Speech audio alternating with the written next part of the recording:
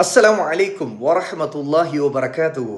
கீழக்கரையில் வாழக்கூடிய ஒவ்வொரு தாய்க்கும் தந்தைக்கும் இந்த நற்செய்தி. உங்களுடைய குழந்தை பள்ளிக்கூட பாடங்களை படித்துக்கொண்டு அல்லாஹுடைய மஸ்ஜிதில் உட்கார்ந்து முழு குர்ஆனை ஹிஃப்து செய்ய வேண்டும் என்று விரும்புகிறீர்களா?